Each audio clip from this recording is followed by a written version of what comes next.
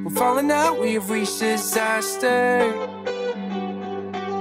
Don't know. Hello and welcome to my channel. This is Lisa with Lisa's Faith and Budget Planning channel. I'm excited to be here today. I'm excited to be here with you and getting into the numbers for Paycheck 1. I am filming this a week early.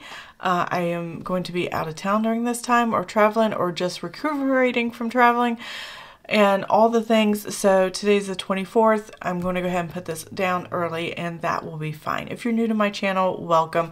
I'm excited to have you here. Go ahead and subscribe and so you can see what happens next, paycheck to paycheck, monthly budgets, and weekly check-ins are what I do on this channel.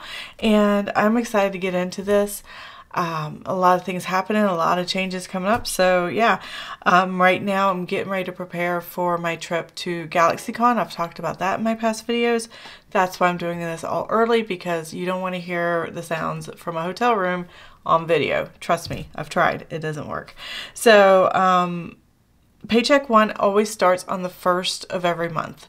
The reason being, most of you probably already know, my husband gets government checks and one of my sons get government checks. So military retirement, VA disability is for my husband, rent from my son who gets SSI. He is autistic and he does live at home with us. And then our bank does give us a little bit of dividends for having a checking account. It's 2 pennies a month. I don't know. It's something. So we just account for it here, so I know I can get my budget to match my bank account. This is my checking account. Everything that comes into the check, everything comes into our checking account. And then everything's dispersed out from this one checking account. So if there's personal money we want to put in a different account, then we just transfer it over. If it's bills that are auto-paid from checking, it's here. If it's variable spending, usually goes all on the credit card, and then I pay from the checking account to cover it. So a lot of things happen, a lot of moving parts, but this is the central hub for everything that I do with the checking account. Is a joint checking account I've had with my husband for over 25 years. So it's been a really good account and we love our bank and it just works out fine. So we're good there. We're going to go ahead and get started, and I'm going to go ahead and put numbers in for what we're doing. So military retirement, my husband is retired Navy and he gets $1,759.30. VA disability is $2,353.39. Rent is my son, $774. And then dividends, once they come in, I'll put it in the actuals and then I'll know exactly how much is in the checking account. I always put 0 for other unless something comes in or I transfer from savings to checking to cover a bill or sinking funds. If I have something in sinking funds that's going to happen this month that's coming out of the checking account, then I transfer the money here and then I can balance it all down here. So that is what I do. So next I have my Roth IRA. It's my own retirement. I just started. I've paid for 2 years, $6,500. I maxed them out. $171 a month. Basically, or not a month, a paycheck, because my husband averages, let's see, he averages 3 paychecks a month and twice a year he gets 4. So each time there is paychecks, I take 171, and the last 2 of these will be 172 in December, and then I'll be ready in January to go ahead and transfer that into my Roth IRA and it will be ready. I've already maxed out this year's 2023. I'll max out 2024 in January, so that'll work. The next I have $88 for a tithe and $87. This is split between what we tithe for military retirement. So that's $175 basically right there. Mortgage. So I did say I had a principal only payment in addition to our mortgage. Our total mortgage is $2,477.67. 550 of that is actually the amount that we do principal only payments.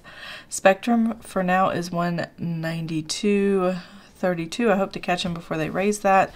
It's not this month. I think it's next month I have to talk to them, so I will be calling them when I get back. $9.53 for Amazon Music, $69.93. This might fluctuate. I know one of my kits, I got an extra something for it, and it was $3.99 per serving.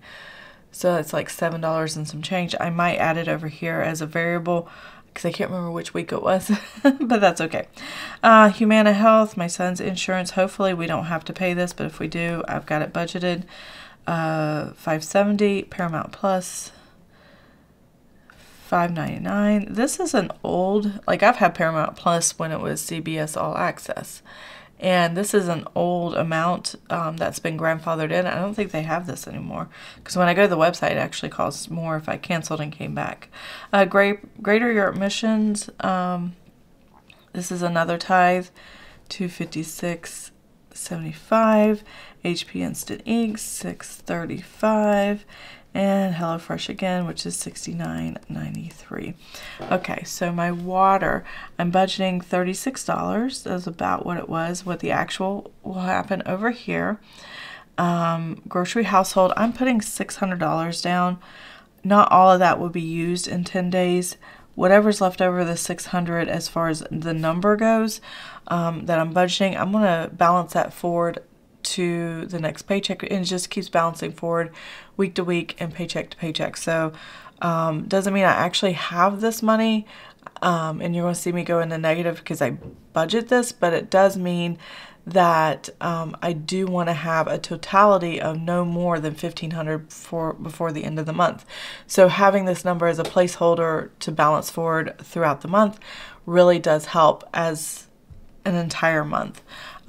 This would also work as cash envelopes. I don't do cash envelopes, but you could do that, and for your variable spending.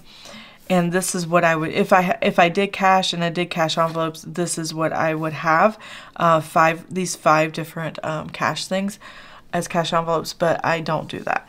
I just track it and I write it down here, and I track it in my weekly check-ins. So the next one's restaurants. I'm hoping to do about $150 for those 10 days. It should work out fine. Anything over will balance forward. Miscellaneous, I dropped a little bit, $150. We'll see how I do.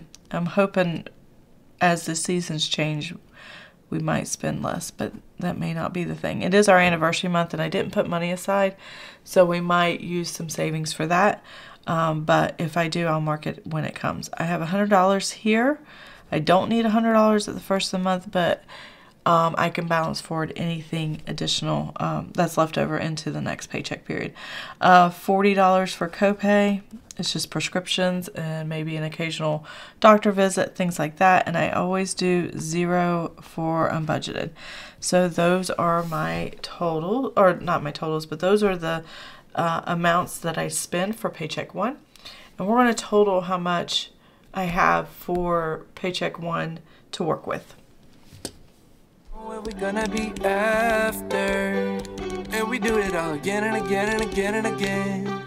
Okay, so for paycheck one, I am showing here $4,886.69. Now we're going to go to the fixed expenses and total this up. Again and again and again and again. We're falling. All right, this is what I have. $4,004.47. So let me go ahead and write this number down real quick.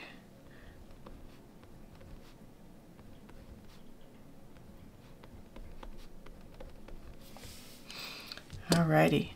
Now let's go on to the variable. Down, we faded, but I know that we can save it, 'cause we're like Alright, we're looking at $1,076.00. There we go. So now I need to come up with, and I always do this, I use a sticky note. Let me find mine. I found my sticky notes, and I'm going to use this at the bottom to show what the estimated budget amount is, and then I'll write what is the actual balance forward from this paycheck period to the next when the actuals are done at the end of paycheck 1, which will be August 10th. Happens to be my anniversary that day, so that's cool. But we have appointments and the family has a lot to do, so we're going to have to celebrate it on a different day. 27 years, you become flexible. Let's see, I have $4,886.69 minus the $4,004.47 and minus the $1,076. Okay, so obviously we are over budget. I'm hoping that I can save in the spending area this amount of money so I don't have to use all of this, and I don't think I will for the first 10 days, and that's okay. But if I do, any spending that happened on the credit card that I can't cover will just be taken care of either the next paycheck or by the end of the month, which is usually not a problem because I make payments on my credit card frequently enough throughout the month that everything's taken care of. Now the bills that go on the credit card, I'll definitely pay for sure. It's the spending I kind of wait and see because that's where I go over right now in my budget. So let's go ahead and write. Let me find my red pen. Okay, here we go.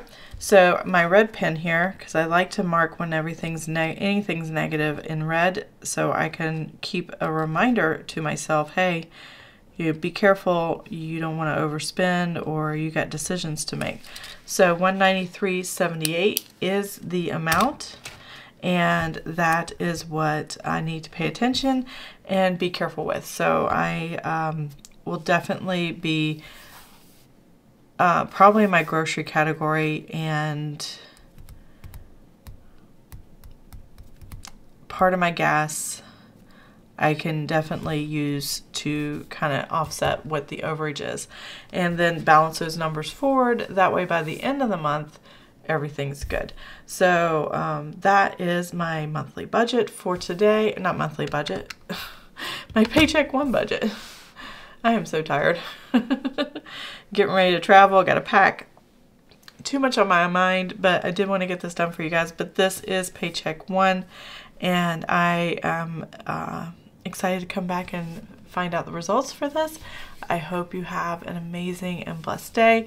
And if you want to see more of my videos, please go ahead and subscribe. And I will talk to you guys next time. Have an amazing and blessed day. Bye. Whatever happens doesn't matter, I know we can sort it out. Alpha and Omega. Even if we go all out and break us down, I know we are Alpha and Omega.